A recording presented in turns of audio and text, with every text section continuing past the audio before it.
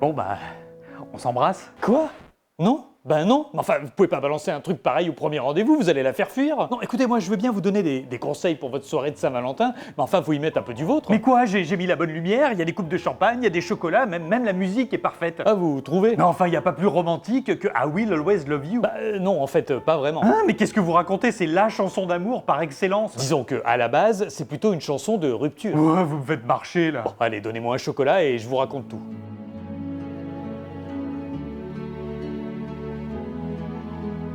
Véritable phénomène commercial et culturel, la bande originale de Bodyguard s'est vendue à environ 45 millions d'exemplaires dans le monde. C'est énorme! Ce qui en fait la BO la plus vendue de l'histoire de la musique. C'est énorme! Et si cette BO inclut pas mal de tubes, il faut bien reconnaître que cet immense succès, eh bien on le doit à I Will Always Love You. Un single vendu à lui tout seul à plus de 20 millions d'exemplaires. C'est énorme! Et puis surtout, c'est devenu un standard repris dans tout mariage et télécrochet. Et je sais, c'est un peu pénible. Mais bien avant cet immense succès, il y a un film dont personne ne voulait vraiment. Ça commence souvent comme ça, vous avez remarqué? Personne n'en voulait, tout le monde trouvait que c'était de la merde. À la base, Bodyguard est un scénario qui date du milieu des années 70, écrit par un certain Lawrence Kasdan. Ah oui, je sais qui c'est, je peux dire? À l'époque, Lawrence Kasdan n'a pas fait grand-chose. Non, mais il va faire après. Attendez, je peux dire, s'il vous plaît? Allez-y. C'est lui qui va écrire les scénarios de l'Empire contre-attaque et aussi les Aventuriers de l'Arche perdue. Et puis aussi... Non, ça va, 2 exemples, ça suffit. Alors en 1975, Kasdan n'est personne et s'échine à faire circuler son scénario de Bodyguard un peu partout. Et personne n'en veut, tout le monde trouve que c'est de la merde. Pas du tout, la Warner y trouve un certain intérêt et rattache très vite les noms de Steve McQueen et Diana Ross au projet. Ah, pas mal l'affiche. D'ailleurs, pour info, cette histoire s'inspire de la relation entre Frank Sinatra et son garde du corps. Frank Sinatra a eu une aventure avec son garde du corps? Mais non, pas du tout, mais leur relation a été extrêmement fusionnelle, arrêtez de faire ça. Cette forte amitié entre une icône de la chanson et son protecteur a fasciné le tout Hollywood. Kasdan s'est donc demandé et si cette relation devenait plus intime. Coquinou le Kasdan. Sauf que c'est cet aspect très romantique qui fera quitter le navire à Steve McQueen. Bah oui, c'est un bonhomme, McQueen, il fait pas dans l'eau de rose, lui. Rangé dans les tiroirs de la Warner, le scénario intègre la longue liste des scripts au fort potentiel mais difficile à produire. Bah oui, Coco, le problème est tout simple. Le film est trop romantique pour une comédie, trop tendu pour une pure romance, et trop musical pour un drame classique. Mais tout se débloque à la fin des années 80 grâce à Kevin Costner. Ça m'étonne pas, à l'époque, Kevin Costner, c'est le big boss à Hollywood. Après Les Incorruptibles, Robin des Bois et bien sûr le chef-d'œuvre Danse avec les loups, Costner en impose aussi bien en tant qu'acteur que réalisateur et producteur. Et donc ça lui donne le droit à monsieur de farfouiller dans les tiroirs de la Warner. Ben, faut croire puisqu'il tombe sur le script de Bodyguard et là, c'est le coup de foudre. Vas-y, l'autre il aime les histoires d'amour, et c'est pas un bonhomme hein, comme McQueen. Alors Kevin Costner veut un film sobre, élégant, plein d'émotions et à ses côtés, il veut une actrice qui saura tout de suite persuader le public qu'elle sait chanter. Bah bien sûr, et il a choisi Whitney Houston juste parce qu'elle sait chanter. Rien de surprenant, il l'adore en tant qu'interprète et il perçoit chez elle une certaine fragilité et surtout une forte intensité émotionnelle. Mais enfin vous êtes naïf, elle a jamais joué la comédie. S'il l'a choisie, c'est parce qu'elle sait chanter, d'accord, mais aussi parce qu'elle est ultra ravissante. Soyez pas primitif, Costner aime surtout son naturel et il lui déconseillera d'ailleurs de prendre des cours de comédie. Allez, si vous voulez. Et donc j'imagine qu'ils travaillent ensemble sur la BO, le soir, autour d'un verre? Dès le départ, la BO est en effet un pilier du projet. Whitney joue une pop star, les chansons doivent donc être crédibles, mais aussi refléter la trajectoire émotionnelle de son personnage. Sans compter qu'une BO avec Whitney Houston, ça risque de très bien se vendre. Sans doute, mais ce n'est pas qu'une compilation pour faire de l'argent, c'est avant tout une narration musicale où chaque titre répond à un état émotionnel. I Have Nothing, c'est l'aveu impossible. Run to You, le désir continue.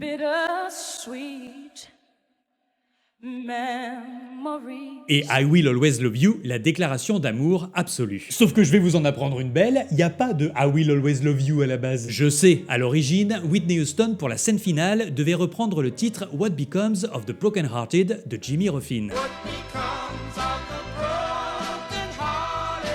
Mais problème, Paul Young vient d'en faire une version pour le film Baigné de tomates vertes qui vient de sortir quelques mois plus tôt. Jim Wilson, producteur de Bodyguard, farfouille alors dans sa discothèque et propose une série de titres à Kevin Costner qui choisit direct I Will Always Love You, une chanson qu'il a toujours adorée. Attendez, je comprends rien. Mais ça m'étonne pas. Il peut pas toujours l'avoir adoré cette chanson puisque Whitney Houston l'a pas encore chantée. Non mais I Will Always Love You, c'est une chanson écrite et composée 20 ans plus tôt par Dolly Parton. Dolly Parton, la chanteuse country là avec la choucroute sur la tête. Un peu de respect s'il vous plaît, Dolly Parton c'est un monument. Un monument avec une choucroute sur la tête. Alors I Will Always Love You, ce n'est pas une chanson d'amour romantique. Le titre c'est Je t'aimerai toujours, mais c'est pas une chanson d'amour. Vous allez comprendre, quand Dolly Parton compose sa chanson, elle souhaite s'adresser à Porter Wagoner, son mentor et partenaire artistique. Porter est un célèbre animateur de télévision country américaine et Dolly a été révélée dans son émission The Porter Wagoner Show. Let's make her welcome right now. She's already out here, Miss Dolly Parton.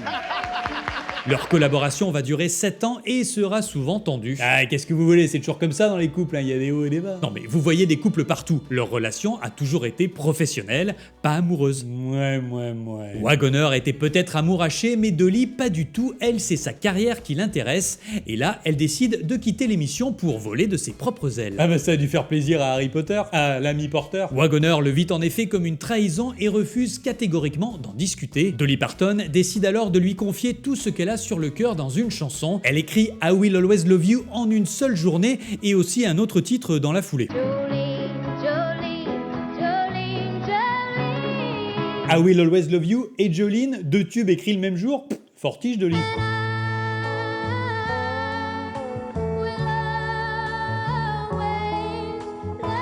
Sur une musique simple mais poignante, Dolly Parton signe un texte émouvant, sans reproche ni regret, faisant du morceau un adieu touchant et d'une très grande classe. Et malgré tout ça, je crois que Wagoner l'a quand même pas très bien pris. To me, Dolly Parton is the kind of person that I would never trust with anything of mine. Mais bon, rassurez-vous, tout finit bien, ils ont fini par se rabibocher.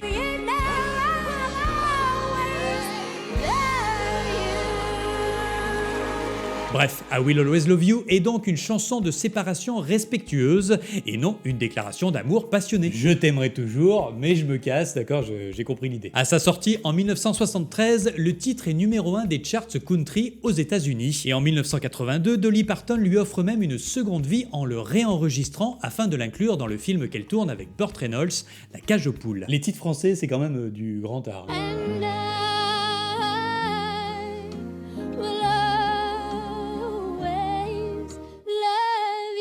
Et là, exploit rarissime puisque le titre devient une nouvelle fois numéro 1. Dolly Parton devient la seule artiste à classer 2 fois la même chanson en tête des charts. C'est fou parce que je les avais jamais vraiment entendues ces versions. Ce sont pourtant des tubes, d'ailleurs pour l'anecdote, la version de 1973 est tellement populaire qu'Elvis Presley veut l'enregistrer. Elvis was ready to record it. I told my friends and people that he was recording it. Mais la veille de l'enregistrement, le manager du King appelle Dolly et exige qu'elle lui cède 50% des droits d'auteur de la chanson. Il est gonflé lui. La mort dans l'âme, Dolly refuse, une décision très difficile mais plutôt bien jouée au final, car en gardant ses droits, Dolly récoltera des années plus tard des millions de dollars grâce à Whitney Houston. A noter que Dolly Parton utilisera une grande partie de cet argent en soutien à de nombreuses causes humanitaires. Merci de le rappeler.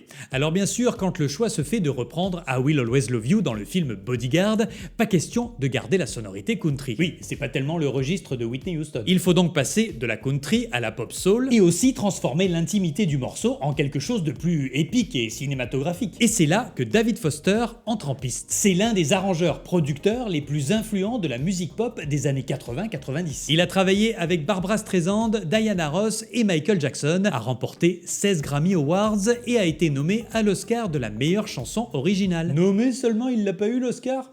Pas si sûr qu'il soit si bon que ça. Alors David Foster ne cherche pas à changer radicalement la chanson de Dolly Parton, il souhaite simplement en modifier la sonorité et aussi le point de vue. Oui, car dans le film, la séparation est un sacrifice amoureux. Contrairement à Dolly Parton, Whitney Houston ne doit pas chanter un adieu, mais quelqu'un qui aime trop pour rester et qui fait de son départ une véritable preuve d'amour. Mais alors dites-moi, comment il s'y prend David Foster pour obtenir tout ça? Et bien déjà, il décide de construire une montée en puissance, là où Dolly Parton restait sur un même niveau émotionnel. Elle était dans l'acceptation, la résilience, la version de Bodyguard, ça doit envoyer du lourd en intensité, c'est un vrai déchirement. Et pour ça, Foster travaille une orchestration pop symphonique par l'usage des cordes et aussi épurée par l'absence de percussion pendant la majeure partie du morceau. Oui, il ne veut pas voler la vedette à Whitney Houston, il souhaite lui laisser toute la place pour révéler une autre facette d'elle-même. À l'époque, Whitney Houston est une très grande voix, personne ne le conteste, mais elle est à un carrefour artistique. La pop ultraliste des années 80 commence à se ringardiser,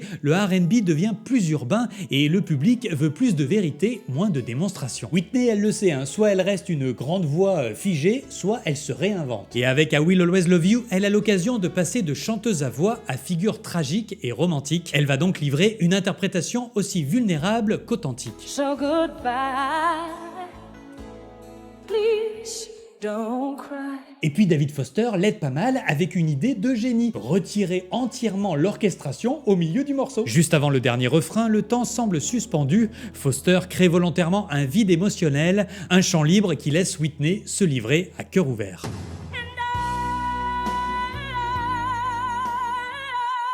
Cette note, ce n'est pas une prouesse gratuite, c'est un lâcher-prise impeccablement exécuté qui exprime magnifiquement la séparation. Et puis niveau émotion, il y a une petite suggestion de Kevin Costner qui fait toute la différence. Après avoir écouté les premières ébauches du morceau, Kevin Costner fait une remarque simple mais décisive, et si Whitney commençait toute seule, sans musique. For me, Whitney was doing almost an apology moment at that point. And what better way to let somebody know they really mean what they're singing to you when they say, I don't even need the music behind me.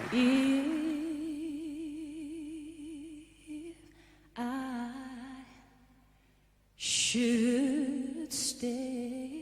Alors c'est un choix dramaturgique très fort, mais c'est aussi un choix un poil risqué. C'est vrai que David Foster n'est pas très chaud à l'idée, alors il veut bien tenter l'intro a cappella, mais à une seule condition. For the movie version, we'll do that.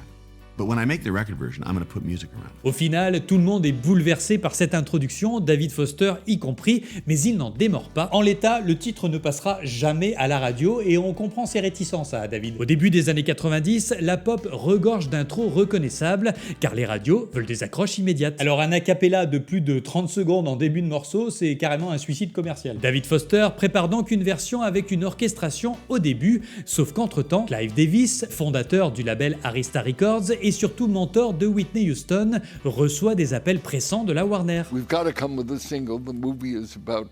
Et Clive Davis, comme il aime bien la version a cappella, eh bien c'est celle-ci qu'il décide d'envoyer à la Warner. David Foster est dégoûté, mais enfin il s'en remettra bien vite quand on connaît le succès du morceau. I Will Always Love You est devenu un monument, à tel point que toute tentative de reprise s'avère une erreur monumentale. Si la chanteuse est trop sobre, on dit « mon vieux, c'est pas Whitney celle-là ». Si elle veut trop moderniser, on crie « Oh là là, mais quel sacrilège !» Et si elle est trop démonstrative, oh là là, mais elle en fait des caisses celle-là.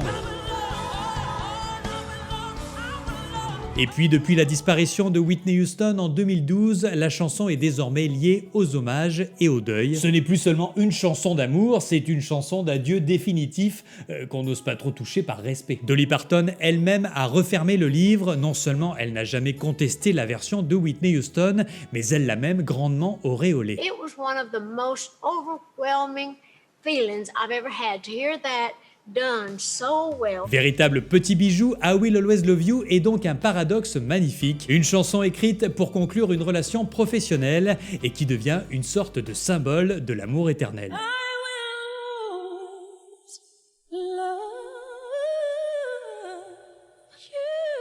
Merci d'avoir regardé cette vidéo jusqu'au bout. Attendez, on se dit au revoir là? Ah oui, que voulez-vous, ça pouvait pas durer plus longtemps cette histoire. Mais enfin, c'est pas possible, qu'est-ce que je peux faire? Vous, je sais pas, mais ceux qui nous regardent peuvent partager et laisser un petit like. C'est une belle preuve d'amour ça. Et s'ils s'abonnent, alors là on est clairement liés pour la vie. Enfin sur YouTube. Et sinon, on va se quitter comme ça là? Mais faites pas cette tête, enfin, on se retrouve bientôt pour un nouvel épisode de Sur un air de cinéma. Ah d'accord, oui, moi je croyais que... Quoi, qu'on se reverrait plus? Oh là là, et ça joue les durs, mais en fait ça a un tout petit cœur d'artichaut.